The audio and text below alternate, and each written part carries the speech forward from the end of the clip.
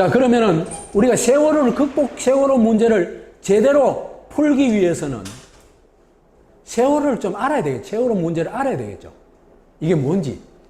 물론 나중에 이제 정권 차원에서 조사를 하고 하겠습니다만, 제가 지금까지 여기 이 조사하는 걸 볼 것 같으면 조금 아쉬움이 있어가지고 제 나름대로 좀 정리를 해봤습니다.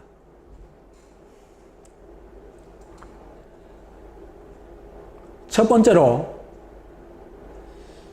세월호가 출발한 게 4월 15일이죠. 그리고 사고 일어난 게 그 이튿날 4월 16일, 2014년 4월 16일이죠. 근데 4월 15일 날 갑자기 바뀐 게 참 많은데, 그 중에 우리한테 참, 이상하다 싶은 감을 주는 게 세 가지 있습니다. 하나는, 김기춘은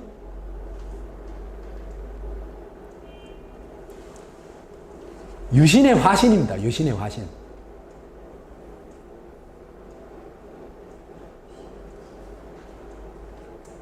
이 김기춘이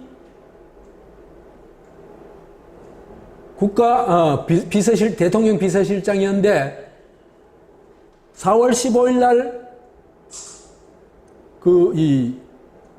시행령을 바꿔가지고 국가안전보장회의법 시행령을 바꿔가지고 국가안전보장회의 상임위원으로 참석할 수 있도록 해줍니다. 그리고 실제로 그날 또 참석을 해요. 이게요, 국가안전보장회의, 이게 말하자면 재난 컨트롤 타워죠. 흔히 말하는. 그죠? 이 컨트롤 타워에 딱 누가 올라탔다? 김기춘이 올라탔다. 이 얘기입니다.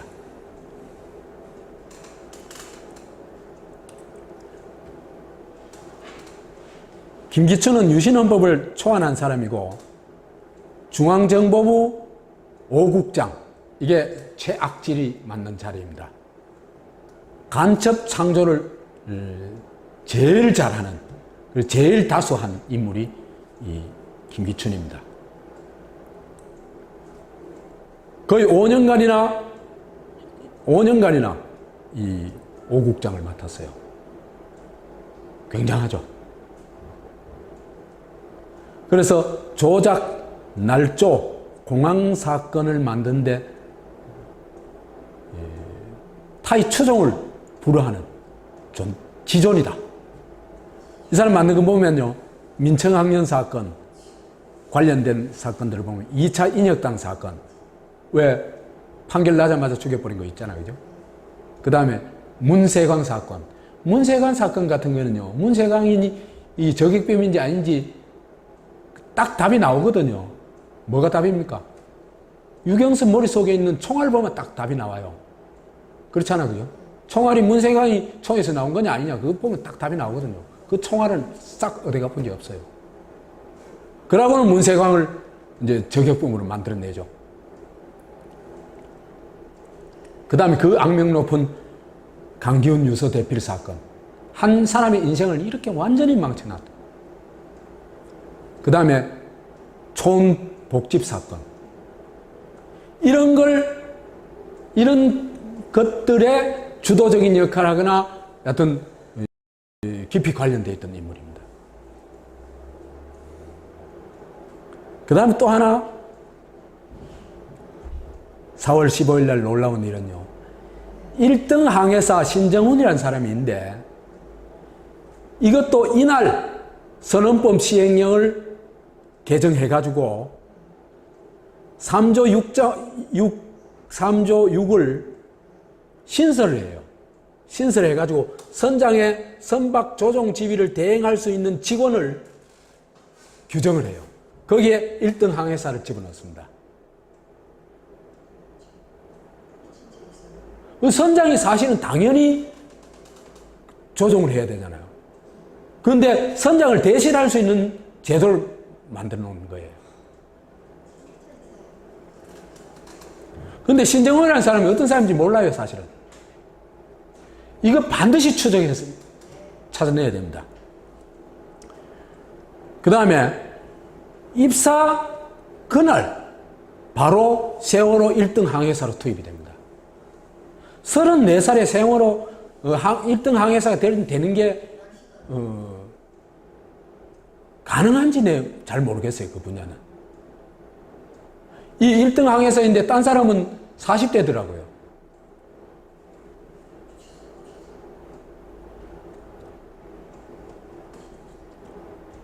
그 다음에 이 배에서 나와가지고 그죠? 그 1, 2, 3정호에 이제 올라타가지고 그때 또 보면요 모자를 이렇게 푹 눌러 쓰고 마스크를 쓰고 핸드폰 들고 설치거든요. 이거는 도저히 선언이라고 이해할 수 없는 행동이에요. 이 사람의 정체가 뭔지 밝혀내야 돼요. 근데요, 그죠? 이 사람은 또 기소가 될 때 살인죄에서 제외가 됐대요. 그다음 또 하나 희한한 거는 신정원을 바꿔치기 했는 의혹이 있어요.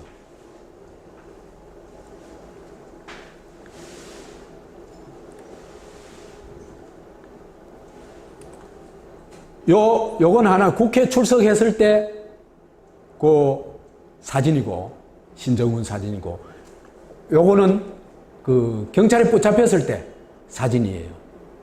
보면요, 전혀 딴 사람이에요. 귀가 전혀 다르잖아, 그죠? 귀 모양을 바꿀 수 있어요? 그건 불가능하지. 그 다른 쪽 귀도 아니고 똑같은 귀 아니에요, 그죠? 같은 쪽 귀 아니에요. 전혀 다른 모습입니다. 이거는 뭐냐 하면은 신정호인은 빼돌리고 다른 사람으로 신정호인을 내세워가지고 국회 국정조사에 임했다는 얘기입니다. 국회의원들 정말 머저리들이에요. 이 사람 신분을 정확하게 추적을 해야 될 거 아니에요. 조사를 해야 될 거 아니에요.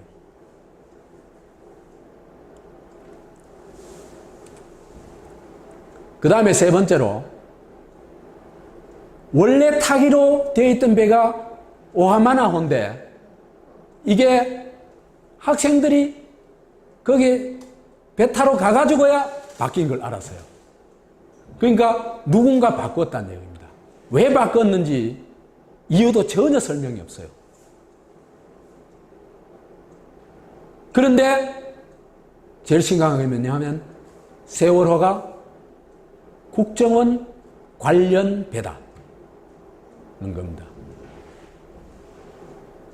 국정원에 보고하도록 돼 있고 사고가 났을 경우에 최우선적으로 국정원에 보고하도록 돼 있고 그 다음에 국정원에서 여러 가지 어떤 직원 휴가라든지 이런 문제까지 다 체크하는 그러니까 그 이재명 시장 경우에는 단정적으로 얘기해요. 이건 국정원 배다. 아니면 나 고소해라. 그건 고소 안 해요. 그렇다면은 국정원 관련 배로 왜 바꿨느냐? 반드시 누가 어떤 경로로 이걸 바꾸게 되는지 찾아내야 되는 겁니다.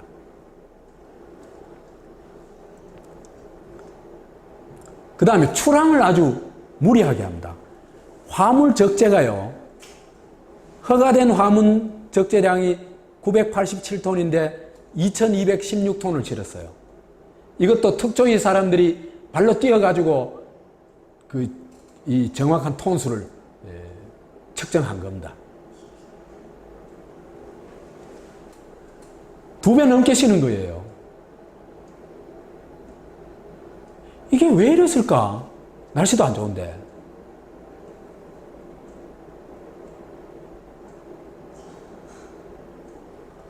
아니, 세월호 같은 이런 배는 저 배잖아요, 그죠? 승객을 위주로 하는 그런 배잖아요, 그죠? 그런데 이 화물을 이렇게 막 실을 수 있느냐? 그 다음 갑판이가 그 위에도 막 화물을 막 실었다 그래요. 이는 있을 수 없는 일이거든요. 그 다음 또 하나 의문은 기상학화에도 출항이 예정되어 있던 선박 중 딴 배는 다 포기했는데 유일하게 출항을 했어요. 인천항마청에서, 인천해경에서 이 출항 허가를 한대요. 그러면 이때 오하마나호는 어디에서인지 이걸 조사해 봐야 돼요. 세월호가 출발했을 때 있잖아요. 그죠? 오하마나호는 어디 있었는지 이걸 조사를 해 봐야 돼요. 그러면 왜 바꿔치기했는지 좀 얘기가 나오거든요. 그 다음에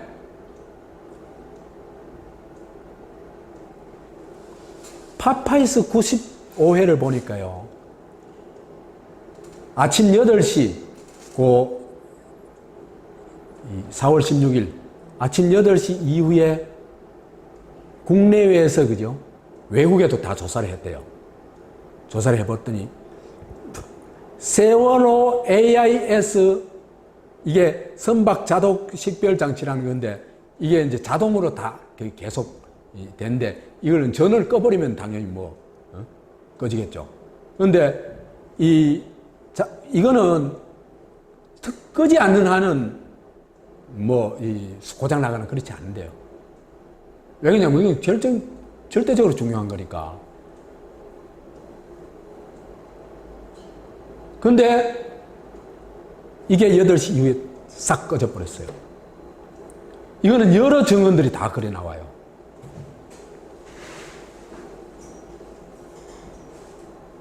그러니까 이렇대요.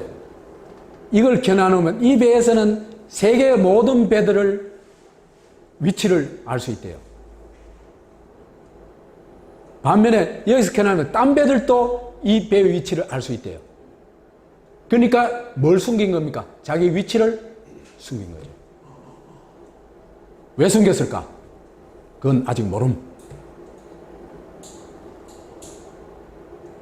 그런데 요 시간에 AIS가 꺼져 있을 시간에 해경한테는 누군가가 조작한 AIS를 쏴줬대요.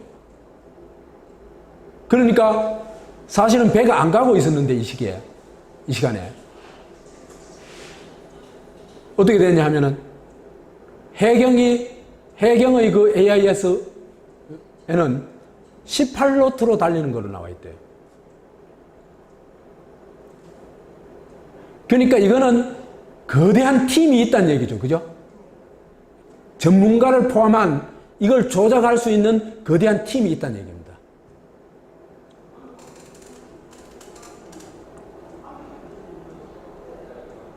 그 다음에 정전이 아닌데도 여러 가지 아이들의 핸드폰이라든지 이런 걸 보니까 정전이 아니었어요. 아니었는데도 8시 30분 59초에 세월호 안에 있던 64개 CCTV가 동시에 싹 꺼져버립니다.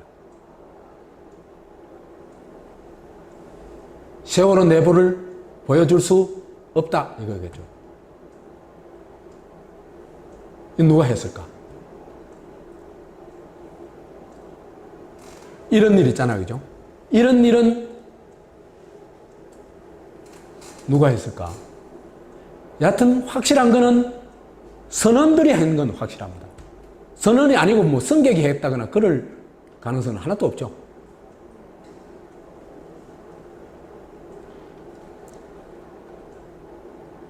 그래서 배를 도깨비 배로 만들고 선실을 깜깜이 선실로 만들었을까? 그 다음에 고의 침몰 의혹. 그렇게 가다가요, 이건 파파이스 81회에 나오는데, 제가 볼 때는요, 한국의 주권자들이 필수적으로 시청해야 될 프로그램은 파파이스 81회라고 생각이 듭니다. 정말 이런 일에 어떤 열정을 쏟아넣고 있는 이 사람들에 대해서는 지금 진짜 존경의 마음이 저절로 나와요. 정말 정말 고맙습니다. 이런 생각이 들어요. 그 해공이 제공한 항적도를 검토를 해보니까 여기 항적도가 그죠? 뭐 제가 설명하기가 좀 어려우니까 이 관심 있는 분은 파파이스 81회를 보시기 바랍니다. 핵심은 이런 거예요. 병풍도에 초접근을 했다. 그 당시에 이 승객 중에 이 인천 제주를 아주 자주 왔다 갔다 하는 분이 있었어요. 그분의 이제 증언에 의하면 이렇게 배가 병풍도 가까이 간 적이 없대요.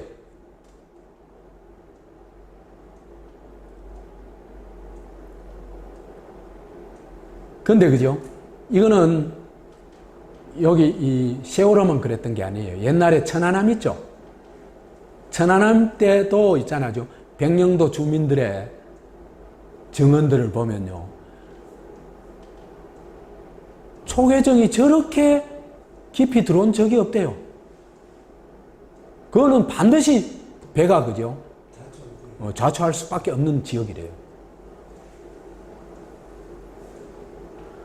그냥 하지 말아야 될 짓들을 한 거거든요.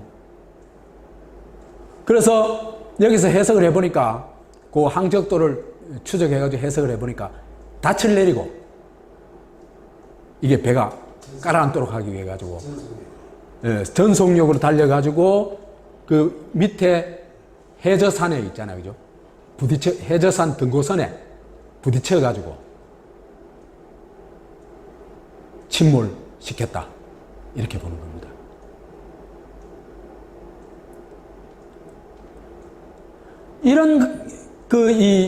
그래서 이제 이 세월호 특조위에서 그죠? 이 닻이 어떻게 됐는가 좀 조사를 해보려고 바다 밑에까지 들어갔대요. 잠수통 해가지고. 닻은 이미 잘라버렸더래요. 증거인멸한 겁니다. 그래서 고의 침몰 의도 이외에는 이런 거는 고의 침몰 시키려고 하는 의도 이외에 다른 설명은 불가능합니다. 도대체. 침몰 시간도요 많이 엇갈려요. 특히 이제 요거 나온 김에 한번 봅시다. 7시 20분쯤에 누가 텔레비전 나오는 걸 봤대요. 세월호가 지금 사고가 났다고. 그래가지고 어디 갔다 어디 볼일 보고 집에 와서 보니까 난리가 났더래요. 세월호 막. 그래가지고 이 사람은 몇 시쯤 자기가 텔레비전 본 시간이 몇인고 찾아보기 위해서 여기 찾아봤어요.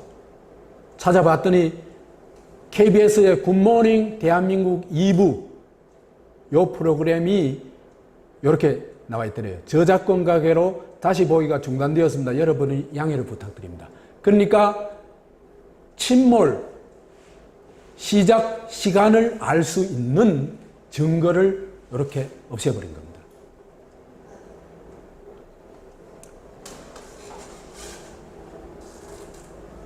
딴 데는 다 찾아보니까 다 있는데 딱 이 뉴스만 이렇게 되어 있더래요.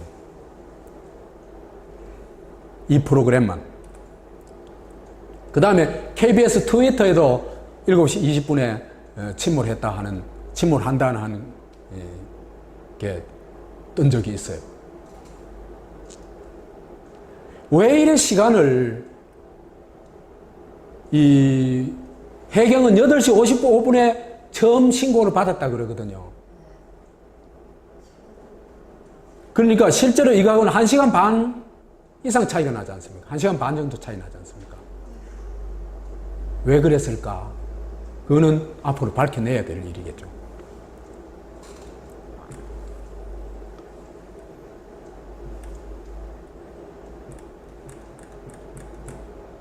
그 다음에 이제 왜 학생들이 탈출하도록 하지 않고 가만히 있으라고 그랬을까? 이게 진짜 선원들의 어떤 상황 판단에서 나온 것일까? 아니면 어떤 작전이 있었거나 지시가 있었던 걸까? 이 판가름 해봐야 되잖아요. 그래서 이 움직이면 안 된다 이런 프로그램들이 이런 것들이 이제 이 텔레비전에 나왔어요.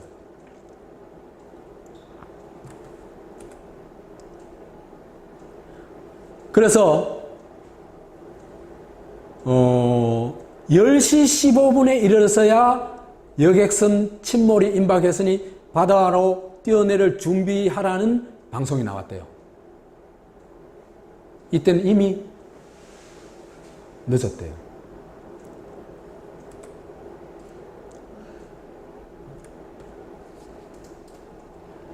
봅시다. 가만히 있으라 하는 건요. 지휘 책임 있는 선장은 아까 3조 6항을 봤죠. 그죠? 거기서 1등 항해사가 대신할 수 있다고 그랬죠. 그죠? 아니면 대행자인 1등 항해사의 명령이 아니면은 가만히 있으란 얘기는 할 수가 없죠. 그러면 누가 이런 지시를 내렸을까? 선장일까? 1등 항해사가 두 사람이 있었는데 강원식, 신정훈 이 두 사람 중에 하나일까?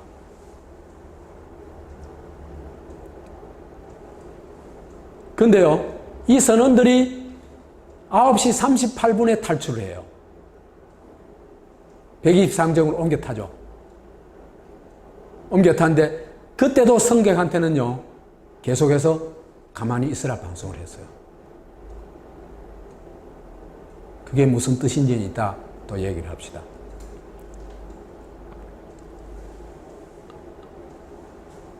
그 다음에 선장 선언은 구하고 승객은 버려라. 이게 일종의 작전 같아요. 선장 등 선박직 15명은요, 전원 구조를 합니다.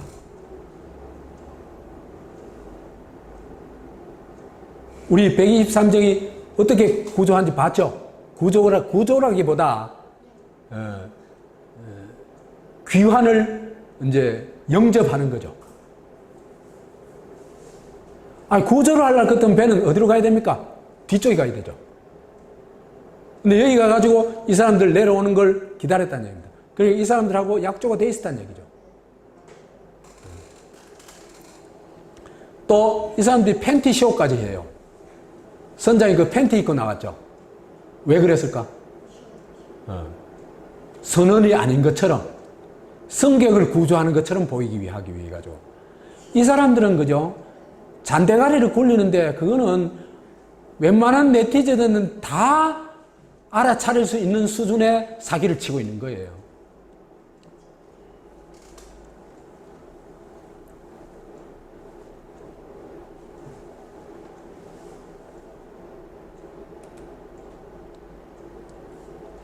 어떤 네티즌이 이런 얘기를 써놨어요. 바로 그것도 박근혜의 조문쇼와 같은 조작이라는 거죠. 잔머리를 써도 참 졸렬한 잔머리를 쓰는군요. 즉 나중에 왜 승객부터 구하지 않고 선원과 선장들을 먼저 구했냐고 문제될 때 사복을 입고 있어서 선원인가를 몰랐다고 변명 여지를 만들어 두고자 그런 쇼를 했다는 것이 김어준의 분석이다. 근데 실제로 그래 딱 답을 해요. 해경이 그런 답을 해요. 그래, 사복을 입고 있어가지고 선원 선장인지 몰랐다. 그래 변명을 해요.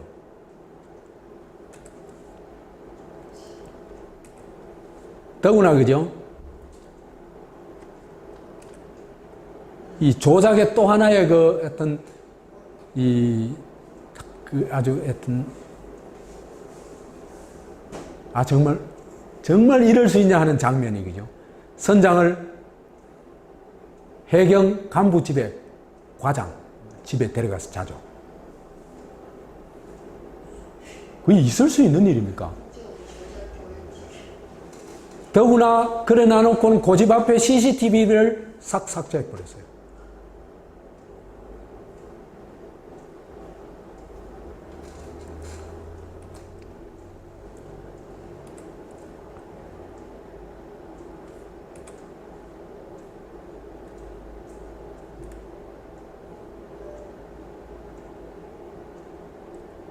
그래서 이 어떤 네티즌이 이래 써놨어요. 기자가 왜 피의자를 경찰관 개인 집으로 데려갔냐고 물으니 피의자 보호를 위해 데려갔다. 구차한 사기꾼식 병명을 하더라. 피의자 보호를 한다고 경찰관 개인 아파트로 데려가 재우는 게 동서고금에 있나요? 참 비열. 이건 나라가 아니라 거짓과 사기로 뭉쳐진 사기꾼들 집단이지. 한국 이 젊은 층들은 대부분 이런 생각을 할 거예요. 세월호는 의도적으로 아이들을 죽게 한 살인마의 만행으로 보이는군요. 이런 얘기를 합니다. 그 다음에 구조쇼를 어떻게 했는지 알잖아요. 그죠? 이 검찰에서 이런 얘기를 합니다.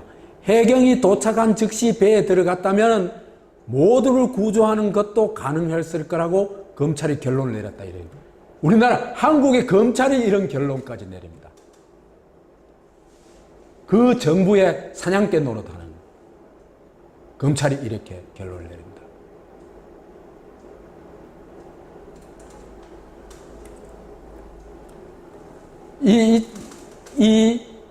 그 본부에서 어떻게 뻥을 치냐 하면요. 그게 또 그대로 언론에 보도가 되죠.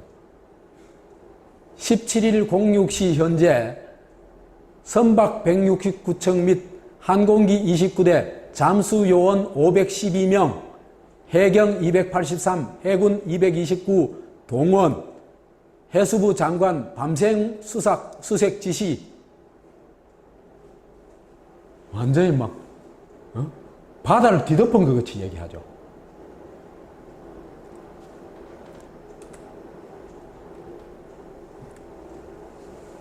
그런데 그때 당시에 현장에 있었던 홍가혜라는 여성분이 있었는데, 나 이 사람 참 대단한 사람 같아요.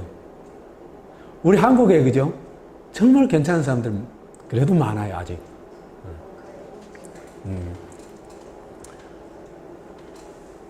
MBN하고 인터뷰하면서 정부 관계자가 대충 시간이나 때우고 가라고 말했다.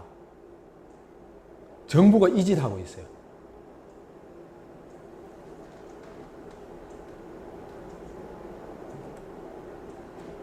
그래서 정부 관계자가 잠수하지 못하도록 막아서는 등 14시간 동안 구조 작업이 중단됐다고 증언하고 있어요.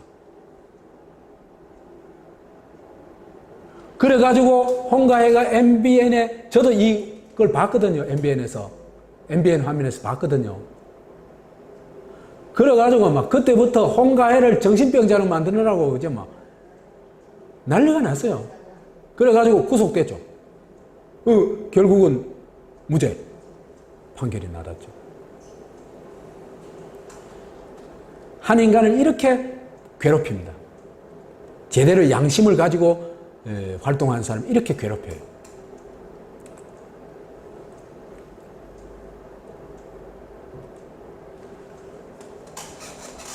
그 다음에 또 하나 의혹은, 누가 왜 미군, 해군의 지원 의사를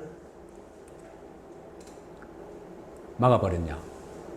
지원해주겠다 하는데 왜 막아버렸냐. 그 당시에 그 가까이에 본험 리차드라는 이 미군 함이 있었대요. 그리고 최신 장비를 가지고 있었대요. 거기 구조에 관한. 이 구조 지원을 하려고 해도 완전히 묵살해버렸어요. 나중에 변명을 했습니다만은. 대기하다가 가버렸어요. 그 다음에 해군 참모총장이 통영함을 출동하라고 2차례 명령을 했는데 이것도 누군가가 싹 잘라버렸어요. 해군 참모총장을 이렇게 할 수 있는 건 누구겠어요? 국방부 장관 그런 힘 없습니다. 그럼 어디냐? 아까 얘기했던 NSC겠죠. 국가안전보장회의입니다.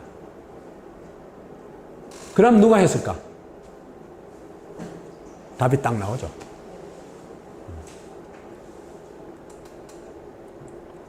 그 다음에 집단 수장을 하려고 했다. 처음부터 계획이. 그래서 집단 수장 시나리오가 엿보여요.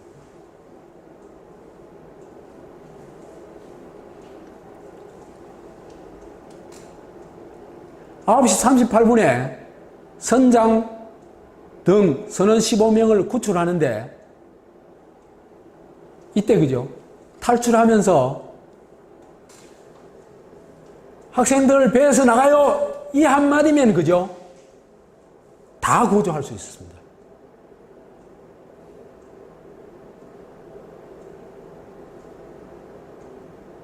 선원들이 그거 모를까요? 아니, 인간이 그거 모를까요?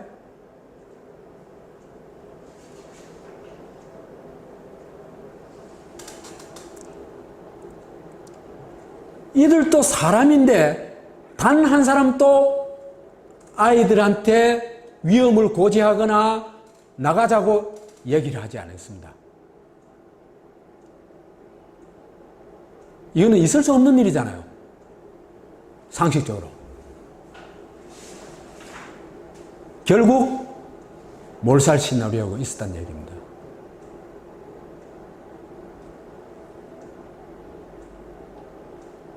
그렇다면은 선원들도 있잖아요, 그죠? 배에서 나가자는 얘기를 하면은 바로 자기한테 위협이 오기 때문에 이런 말을 못 했겠죠. 그건 당연한 그렇게 추리할 수 아니겠습니까, 그죠? 그러니까 어마어마한 항거불능의 힘이 여기에 작용하고 있었다 얘기입니다.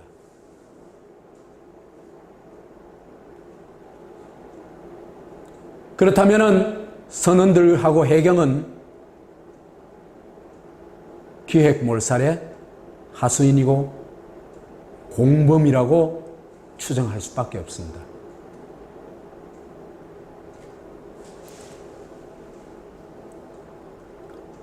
이 사진이 9시 40분에 찍은 사진이에요. 요거 말고도 사진이 여러 장 올라와 있어요.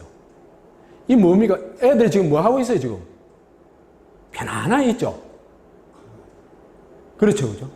9시 38분에 선장하고는 이미 도망을 갔는데 9시 40분 얘들은 이렇게 태평스럽게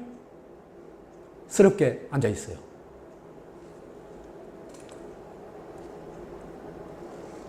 가만히 있으란 말만 믿고 있는 겁니다. 선원들이 공모를 안 했다고 도저히 할 수가 없어요. 그렇기 때문에 15명 다 어떻게 했어요? 그 미션 임파서블을 마친 그 사람들을 배가 가가지고 1, 2, 3정호가 가가지고 영접을 하죠. 그때 또 하나 팬티 쇼까지 하면서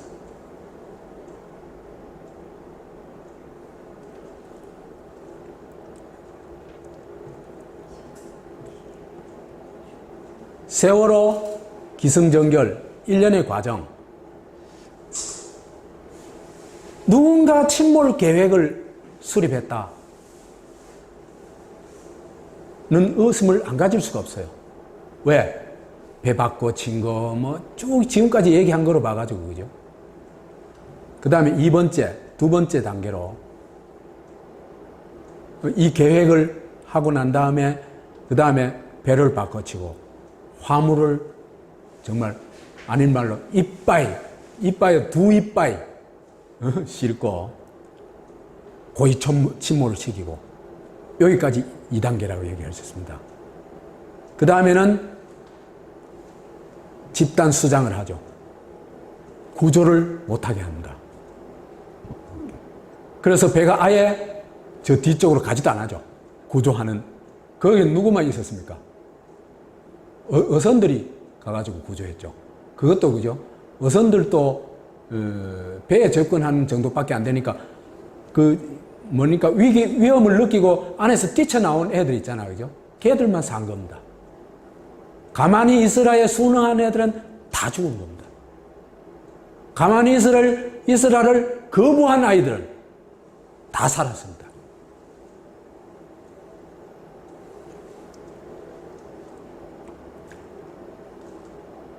(4단계는) 이제 일이 마무리되고 언론 통제하고 진상조사를 방해하고 증거를 날조하고 하는 겁니다.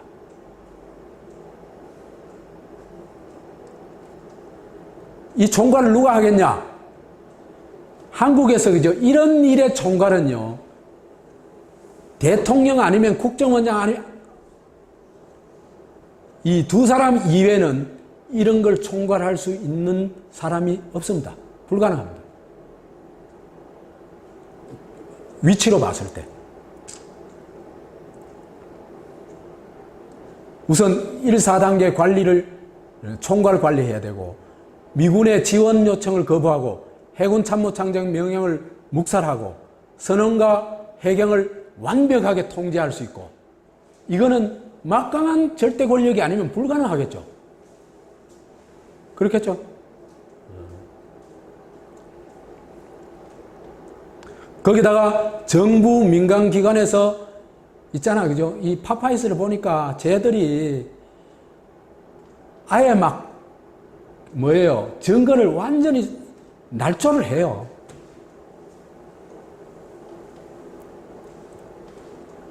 이것도 최고 권력이 아니면 이런 것에 대한 통제가 안 되겠죠.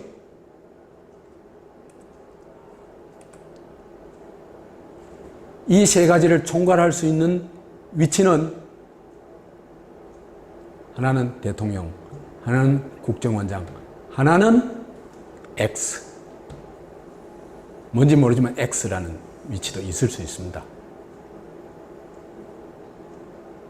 왜? 지금 얘기하려고 하는 대통령을 꼭두각시로 만들 수 있는 사람이면 그것도 가능하겠죠. 지가 대통령 노릇 할 테니까.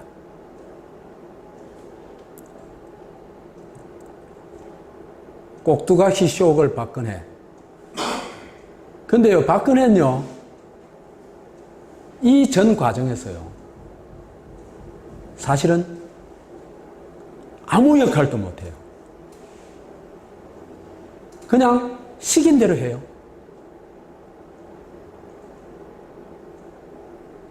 그 과정을 보면요, 참 한심한 나라라, 이런 나라가 어디 있을 수 있냐 싶은 한심한 생각도 들고, 박근혜가 처량하다는 생각도 들어요.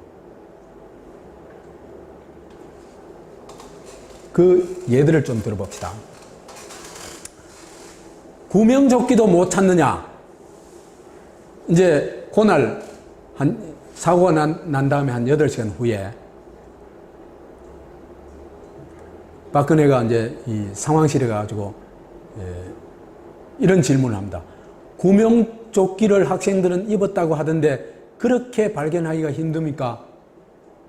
지금 박근혜는 어떻게 생각하냐면, 구명조끼를 입고 나와가지고 바다에 둥둥 떠가지고 구조를 기다리고 있는 거로 생각하는 거예요. 그게 발견이 안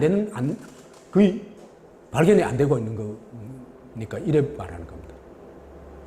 그러니까 상황에 대해서 아무것도 모르고 있다는 얘기입니다. 사고가 나가지고 학생들이 구명조끼가 입고 막 아주 기초적인 있잖아요. 그죠? 그게 상황에 대한 이해가 전혀 안 된다는 겁니다. 그러니까 정보가 완벽하게 차단되어 있다는 거죠.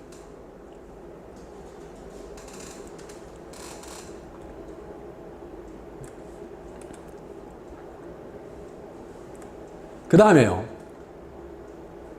이게 팽목항에 도착했을 때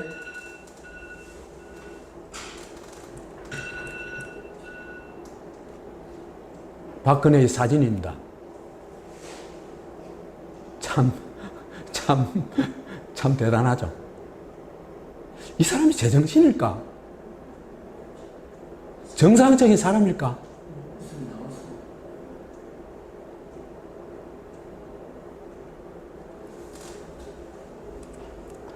근데 이제 또 쇼를 하는 거죠. 그죠?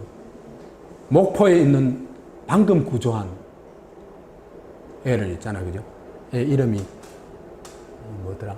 권지연. 이를 그 현장까지 의송해가지고 한 장면 한 컷 찍기 위해 가지고 전부 쇼죠. 누군가 기획한 쇼입니다.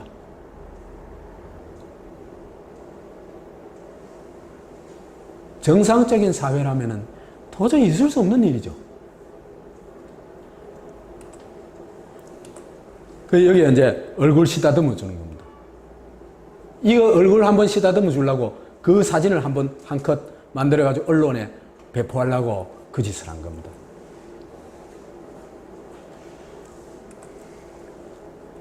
그 다음에 박근혜가 세월호 사건에서 깊은 애도의 정신을 가지고 있다는 걸 보여주기 위해서 조문을 또 연출합니다. 조문을 가가지고 이 할매는 청와대에서 교섭한 할매예요. 그래가지고 박근혜가 저쪽에서 가다가 이렇게 돌아오니까 이 뒤에서 사람이 탁 밀어가지고 그죠? 만나게 해주죠. 이런 쇼를 있잖아, 그죠? 하고 있는 박근혜도 보면 그죠? 저 사람이 정상적인 사람일까 싶어요. 한 나라의 대통령인데 이런 쇼를 하고 앉아있다는 게 참 이해가 가요? 아니, 자존심이 없나?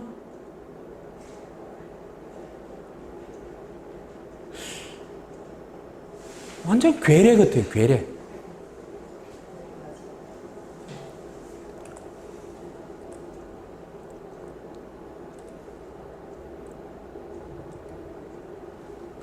눈물쇼. 이 초를 딱 재보니까 32초 동안 눈을 안 깜빡거렸대요. 그러면 눈물이 저절로 나오게 되어 있대요. 근데 이 얼굴하고 팽목항에서 그 얼굴하고 그 웃는 모습하고 너무나 대조적이죠. 정말 현장에 가가지고 그 아픈 현장에 가가지고는 그렇게 해맑게 웃고 기자회견 할 때는 이렇게 하고. 그런데요, 또 아주 재미있는 장면이 있어요.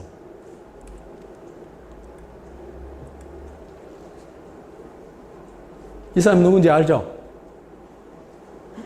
이정현이. 이 지금 쇼를 딱 프로듀서가 하는 거 있잖아요, 그죠? 방송국에서 하는 거 있잖아요. 그 박수 치락하고 뭐 하락하고 다 하여튼 조작하잖아. 우리나라 방송 진짜 심각해요. 우리나라 방송에는요, 그 사람의 주권성을 인정을 안 해요. 전부 저가 필요한 있잖아, 그죠? 그 화면을 만들기 위해 가지고 조작해요. 여기도 맨 그렇죠. 소화하는 거지. 연출을 지시해버리지. 그 트루마 쇼 하는 것도 트루마 그 완전히 음식점 그제는 돈 받고 쇼 해주고 있잖아, 그죠? 사람들 우 동원해가지고 음식 먹는 모습 찍어주고 이 공중파 방송이 그 짓을 하고 있으니까 참 할 말이 없죠. 그러니까 한국은 그죠? 이 소위 좀 잘났다 하는 사람들은 그죠? 다 이렇게 망가졌다고 보면 돼요. 안 망가지고는 그 자리에 절대로 갈 수가 없습니다. 최승호만 들어 쫓겨납니다.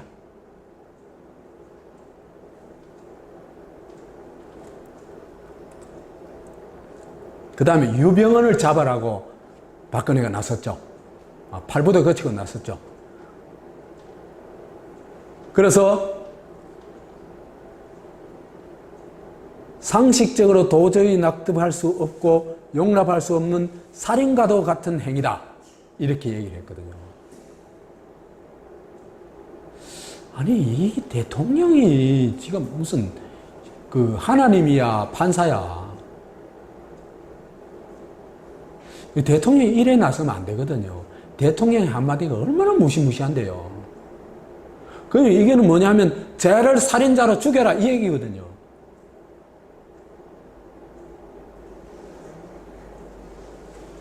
그 다음에 유병헌이 못 잡는다고 이제 난리를 피우죠. 그래서 이거 신고보상금 유병헌한테 5억 원 걸고 그 아들한테 1억 원 걸고 그죠? 기억나죠? 그 다음에 반상회 했던 게 기억나죠? 전국 방상회 그것도.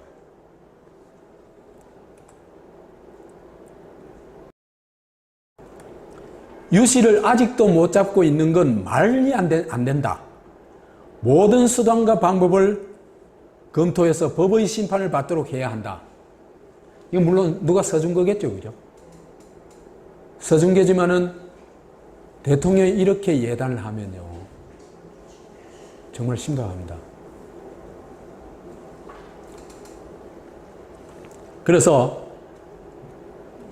이런 사태를 보고 검찰 고위 간부 출신의 한 변호사는 지금까지 밝혀진 횡령 배임 혐의만으로는 오히려 자범에 가까운 유병헌을 잡기 위해 군 투입도 모자라 임시반상회 운운하는 것은 코미디라며 정부의 비이성적인 대처는 국민을 불안케 하고 박근혜 정부가 구시대적이라는 나쁜 이미지를 심어줄 수 있다. 이렇게 얘기를 해요. 그래도 점잖게 얘기했구만요. 그래서 이 식의 싸움은요, 사실은 누구 싸움이냐 하면요, 유병헌과 김기춘의 싸움이었어요. 누가 죽느냐? 그 싸움이었거든요. 그래서 구원파와 유신파의 싸움이다. 이렇게 볼 수도 있습니다. 그래서 그런 게 이제 재밌는 현수막으로 나타나요. 세월호 진실 규명하면 이제 유병헌한테 5억 거니까 현상금 5억 주겠다. 그 다음 뭐 김기춘 보고 우리가 남이가 이렇게 얘기를 합니다.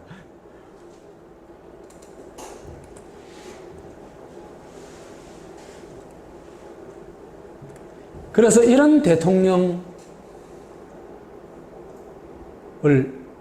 보면서 그죠? 참 암울하죠? 그냥 암울해요.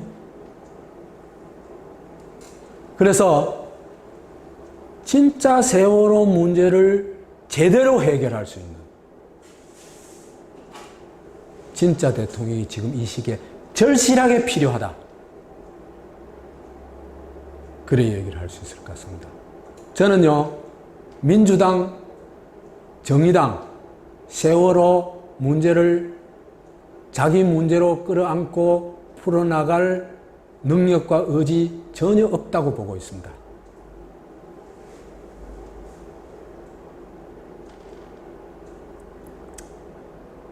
세월호 실사구시에 헬조선 탈출의 길이 있다. 실사구시가 뭐죠?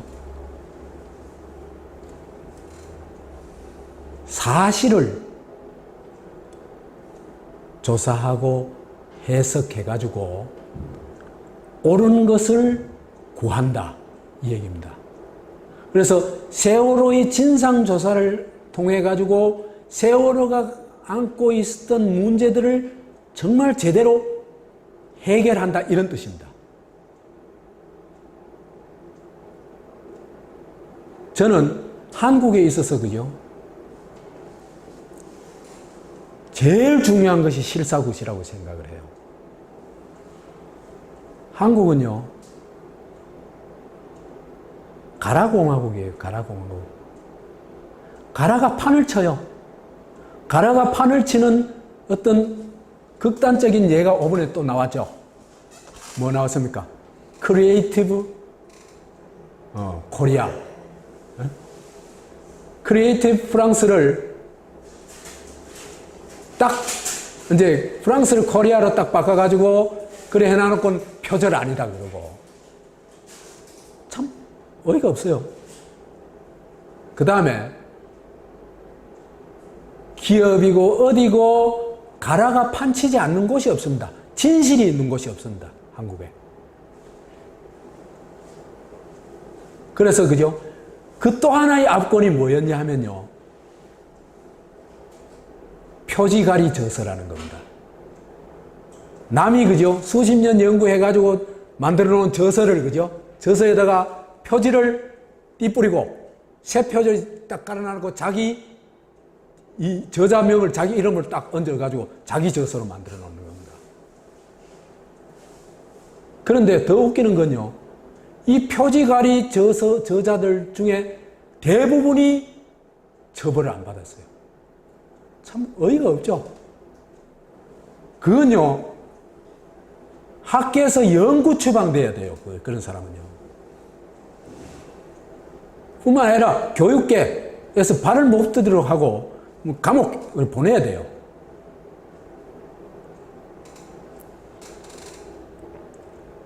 이런 나라니까 저는 모든 문제에 있어가지고 실사구시의 정신이 한국을 바로 세우는 핵심 과제다. 이렇게 생각을 합니다. 그래서 우리 세월호도 한번 실사구시를 해보자.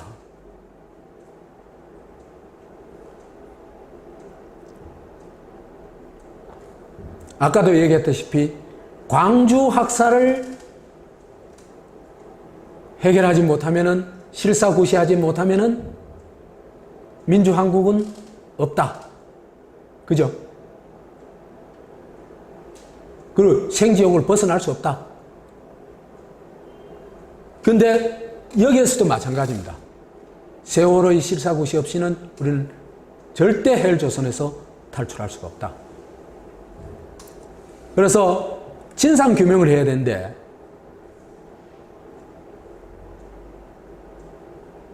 진상규명을 통해 가지고 수괴 짐작 가는 사람이 좀 있죠.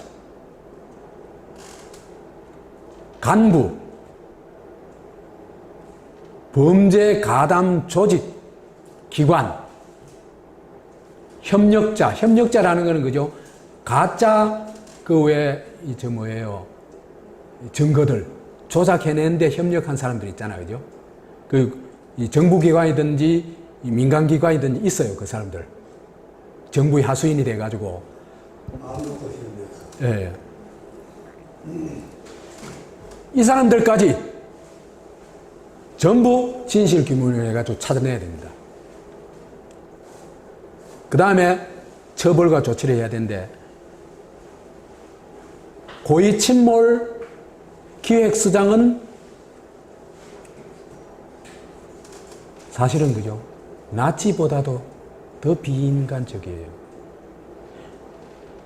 생각해 보세요. 15명의 선언이 나오면서 그죠? 그 사람들 조금 있으면 죽을 거 다 알잖아요. 근데 그냥 나온다니 그게 말이 돼요? 해경들이 있잖아요. 그죠? 그 창문에 애들이 나와 있었잖아요. 그걸 외면한다는 게 말이 돼요? 인간이 아니에요.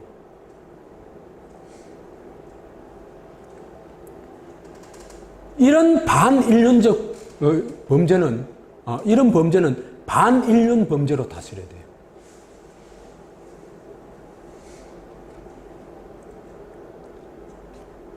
그래서 최소한 나치 청산 수준의 처벌과 조치가 필요하다.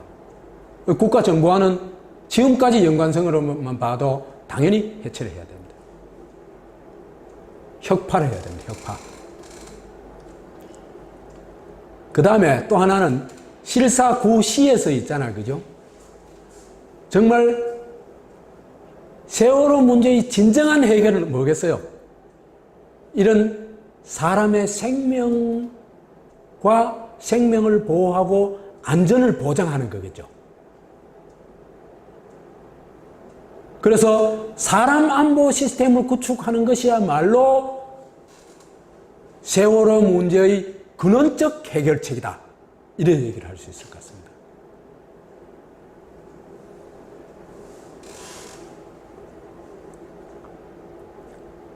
그걸 어떻게 할지는 지금 얘기하는 건 큰 의미가 없으니까 일단 이런 방향을 잡아보자. 그런 얘기를 할 수 있습니다. 자, 그러면은 우리가 세월호 문제를 제대로 풀기 위해서는 세월호를 좀 알아야 되겠죠. 세월호 문제를 알아야 되겠죠. 이게 뭔지. 물론 나중에 이제 정권 차원에서 조사를 하고 하겠습니다만 제가 지금까지 여기 이 조사하는 걸 볼 것 같으면 조금 아쉬움이 있어가지고 제 나름대로 좀 정리를 해봤습니다.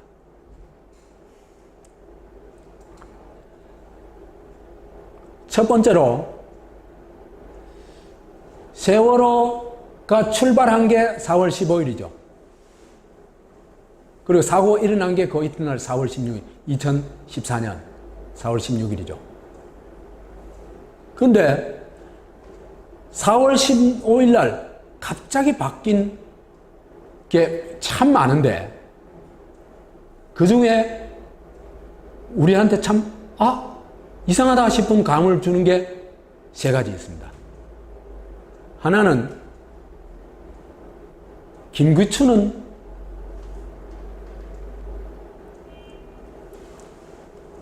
유신의 화신입니다. 유신의 화신.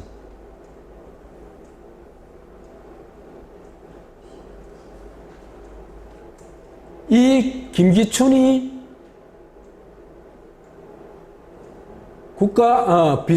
대통령 비서실장이었는데 4월 15일 날 이 시행령을 바꿔가지고 국가안전보장회의법 시행령을 바꿔가지고 국가안전보장회의 상임위원으로 참석할 수 있도록 해줍니다. 그리고 실제로 그날 또 참석을 해요. 이게요, 국가안전보장회의, 이게 말하자면 재난 컨트롤 타워죠. 흔히 말하는. 그죠? 이 컨트롤 타워에 딱 누가 올라탔다? 김기춘이 올라탔다. 이 얘기입니다.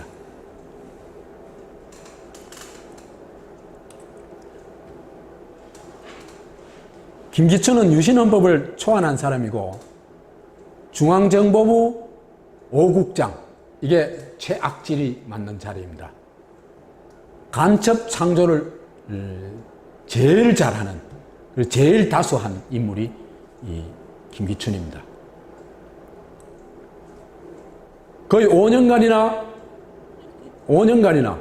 이 5국장을 맡았어요. 굉장하죠. 그래서 조작, 날조, 공항 사건을 만드는데 타의 추종을 불허하는 지존이다. 이 사람 만든 거 보면요, 민청학년 사건 관련된 사건들을 보면 2차 인혁당 사건, 왜 판결 나자마자 죽여버린 거 있잖아요, 그죠?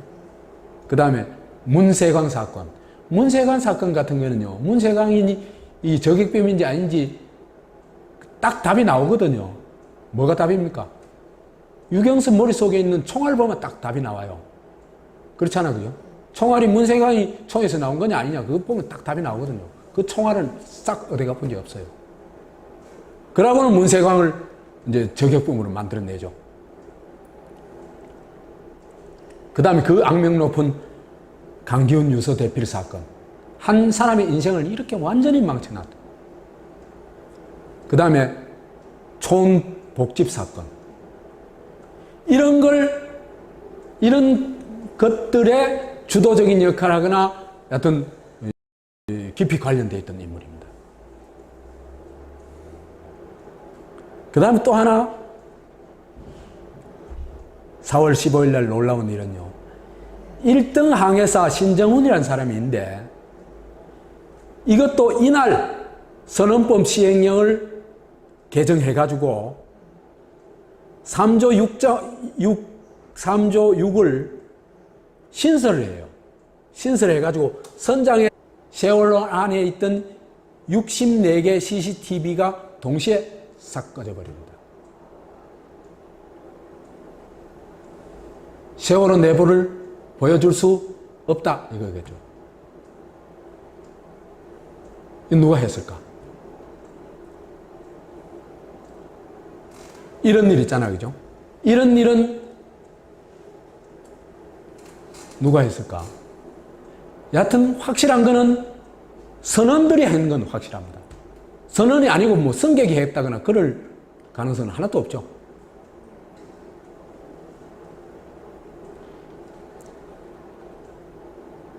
그래서 배를 도깨비 배로 만들고 선실을 깜깜이 선실로 만들었을까?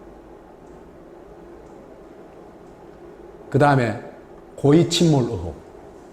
그렇게 가다가요, 이건 파파이스 81회에 나오는데, 제가 볼 때는요, 한국의 주권자들이 필수적으로 시청해야 될 프로그램은 파파이스 81회라고 생각이 듭니다.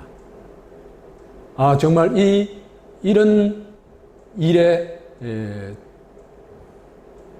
어떤 열정을 쏟아넣고 있는 이 사람들에 대해서는 진짜 존경의 마음이 저절로 나와요. 정말 고맙습니다. 이런 생각이 들어요. 그 해공이 제공한 항적도를 검토를 해보니까, 여기 항적도가 그죠? 뭐, 제가 설명하기가 좀 어려우니까, 관심 있는 분은 파파이스 81회를 보시기 바랍니다. 핵심은 이런 거예요. 병풍도에 초접근을 했다. 그 당시에 이 승객 중에 이 인천 제주를 아주 자주 왔다 갔다 하는 분이 있었어요. 그분의 이제 증언에 의하면 이렇게 배가 병풍도 가까이 간 적이 없대요.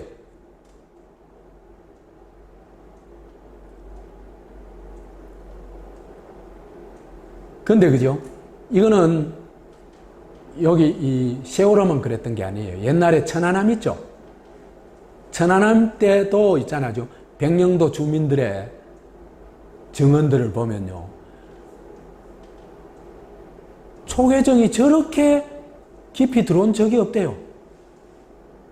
그거는 반드시 배가 그죠? 좌초할 수밖에 없는 지역이래요. 그냥 하지 말아야 될 짓들을 한 거거든요. 그래서 여기서 해석을 해보니까, 그 항적도를 추적해가지고 해석을 해보니까, 닻을 내리고, 이게 배가 가라앉도록 하기 위해 가지고, 전속력으로 달려가지고, 그 밑에 해저산에 있잖아요. 그죠?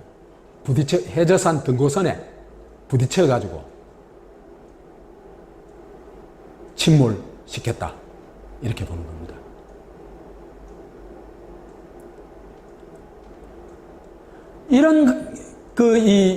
그래서 이제 이 세월호 특조위에서 그죠? 이 닻이 어떻게 됐는가 좀 조사를 해보려고 바다 밑에까지 들어갔대요. 잠수통 해가지고. 닻은 이미 잘라버렸더래요. 증거인멸을 한 겁니다. 그래서 고의 침몰 의도 이외에는 이런 거는 고의 침몰 시키려고 하는 의도 이외에 다른 설명은 불가능합니다. 도대체. 침몰 시간도요, 많이 엇갈려요. 특히 이제 요거 나온 김에 한번 봅시다. 7시 20분쯤에 누가 텔레비전 나오는 걸 봤대요. 세월호가 지금 사고가 났다고. 그래가지고 어디 갔다 어디 볼일 보고 집에 와서 보니까 난리가 났더래요. 세월호 막 그래가지고 이 사람은 몇 시쯤 자기가 텔레비전 본 시간이 몇인 거 찾아보기 위해서 여기 찾아봤어요. 찾아봤더니 KBS의 굿모닝 대한민국 2부 요 프로그램이 이렇게 나와 있더래요. 저작권 가계로 다시 보기가 중단되었습니다. 여러분의 양해를 부탁드립니다. 그러니까 침몰 시작 시간을 알 수 있는 증거를 이렇게 없애버린 겁니다.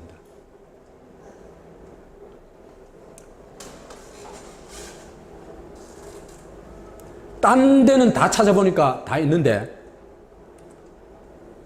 딱 이 뉴스만 이렇게 되어 있더래요. 이 프로그램만.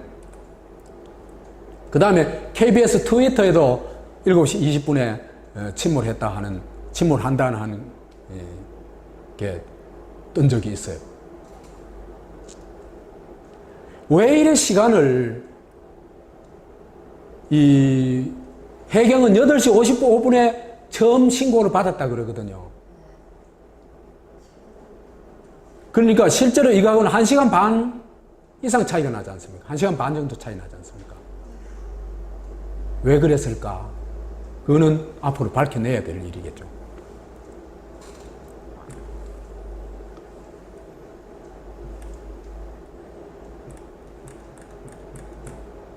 그 다음에 이제 왜 학생들이 탈출하도록 하지 않고 가만히 있으라고 그랬을까? 이게 진짜 선원들의 어떤 상황 판단에서 나온 것일까? 아니면 어떤 작전이 있었거나 지시가 있었던 걸까? 이 판가름 해봐야 되잖아요. 그래서 움직이면 안 된다 이런 프로그램들이 이런 것들이 이제 이 텔레비전에 나왔어요.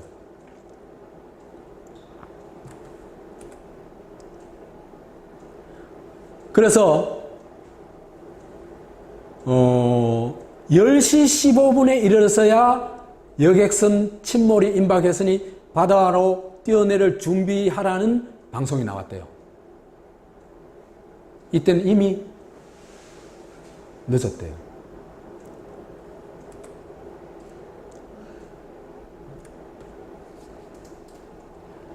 봅시다. 가만히 있으라 하는 건요. 지휘 책임 있는 선은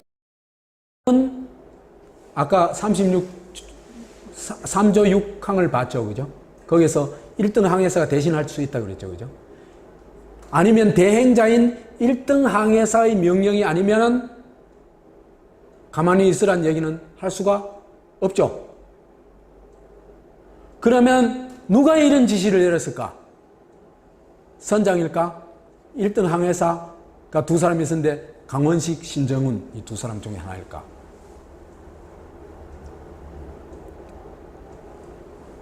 근데요, 이 선원들이 9시 38분에 탈출을 해요.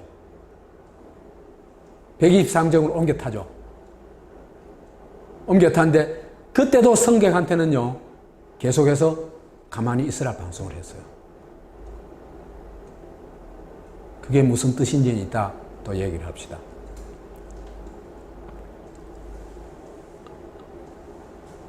그 다음에 선장 선언은 구하고 승객은 버려라. 이게 일종의 작전 같아요. 허가된 화물 적재량이 987톤인데 2216톤을 실었어요. 이것도 특조위 사람들이 발로 뛰어가지고 이 정확한 톤수를 측정한 겁니다. 2배 넘게 쉬는 거예요. 이게 왜 이랬을까? 날씨도 안 좋은데.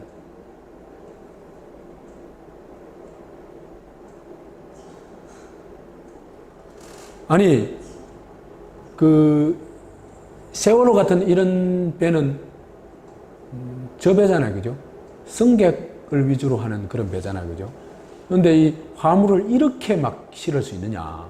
그 다음 갑판이가 그 위에도 막 화물을 막 실었다 그래요. 이는 있을 수 없는 일이거든요.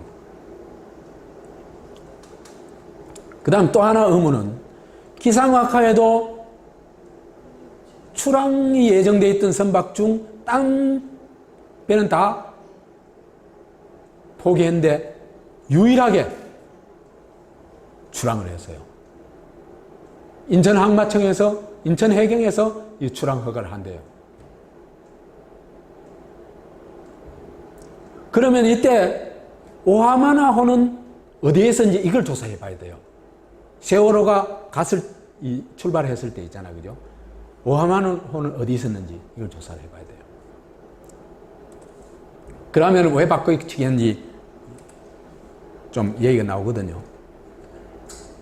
그 다음에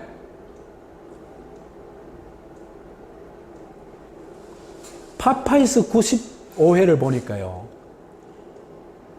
아침 8시, 4월 16일, 아침 8시 이후에 국내외에서, 그죠? 외국에도 다 조사를 했대요. 조사를 해봤더니, 세월호 AIS, 이게 선박 자동 식별 장치라는 건데, 이게 이제 자동으로 다 계속 되는데, 이거는 전원을 꺼버리면 당연히 꺼지겠죠.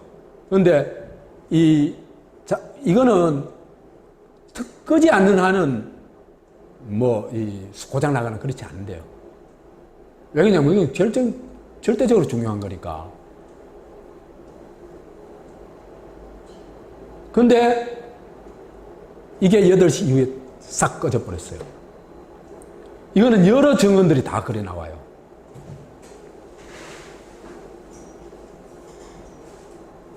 그러니까 이렇대요. 이걸 겨눠놓으면 이 배에서는 세계의 모든 배들을 위치를 알 수 있대요. 반면에 여기서 겨눠놓으면 딴 배들도 이 배의 위치를 알 수 있대요. 그러니까 뭘 숨긴 겁니까? 자기 위치를 숨긴 거죠. 왜 숨겼을까? 그건 아직 모름. 그런데 요 시간에 AIS가 꺼져 있을 시간에 해경한테는 누군가가 조작한 AIS를 쏴줬대요. 그러니까 사실은 배가 안 가고 있었는데 이 시간에 어떻게 됐냐 하면은 해경의 그 AIS에는 18노트로 달리는 걸로 나와 있대요. 그러니까 이거는 거대한 팀이 있다는 얘기죠. 그죠? 전문가를 포함한 이걸 조작할 수 있는 거대한 팀이 있다는 얘기입니다.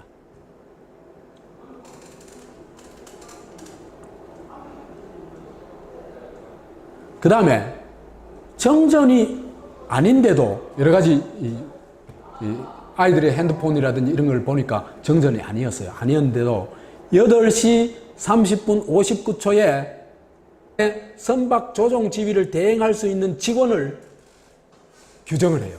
거기에 1등 항해사를 집어넣습니다. 그 선장이 사실은 당연히 조종을 해야 되잖아요. 그런데 선장을 대신할 수 있는 제도를 만들어 놓은 거예요. 그런데 신정원이라는 사람이 어떤 사람인지 몰라요, 사실은. 이거 반드시 추적해서 찾아내야 됩니다. 그 다음에 입사 그날 바로 세월호 1등 항해사로 투입이 됩니다. 34살에 세월호 1등 항해사가 되는 게 가능한지 잘 모르겠어요. 그 분야는. 이 1등 항해사인데 딴 사람은 40대더라고요.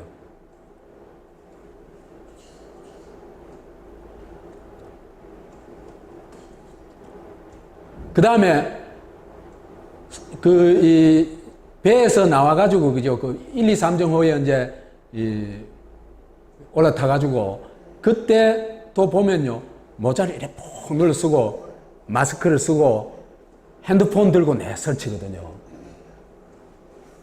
이거는 도저히 선언이라고 이해할 수 없는 행동이에요. 이 사람의 정체가 뭔지 밝혀내야 돼요.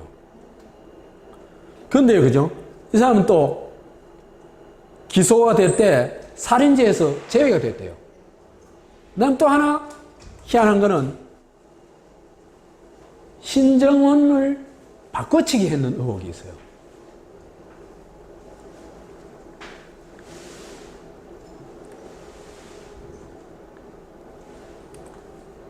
요건 하나 국회 출석했을 때 그 사진이고, 신정훈 사진이고, 요거는 그 경찰에 붙잡혔을 때 사진이에요.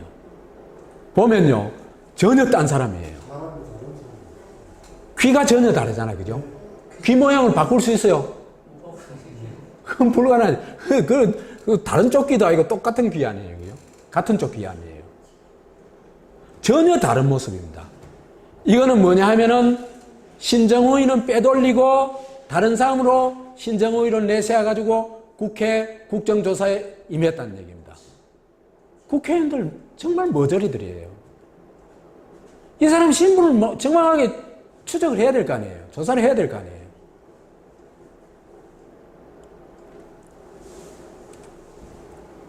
그 다음에 세 번째로, 원래 타기로 되어 있던 배가 오하마나호인데 이게 학생들이 거기 배 타러 가가지고야 바뀐 걸 알았어요. 그러니까 누군가 바꿨다는 얘기입니다. 왜 바꿨는지 이유도 전혀 설명이 없어요. 그런데 제일 심각한 게 뭐냐면 세월호가 국정원 관련 배다는 겁니다. 국정원에 보고하도록 돼 있고, 사고가 났을 경우에 최우선적으로 국정원에 보고하도록 돼 있고, 그 다음에 국정원에서 여러 가지 어떤 직원 휴가라든지 이런 문제까지 다 체크하는. 그러니까 그 이재명 시장 경우에는 단정적으로 얘기해요.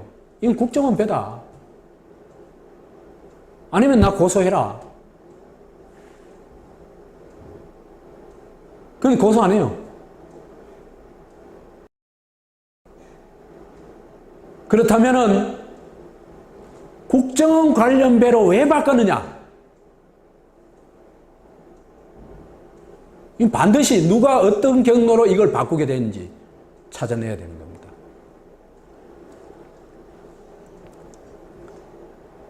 그 다음에 출항을 아주 무리하게 합니다. 화물 적재가요,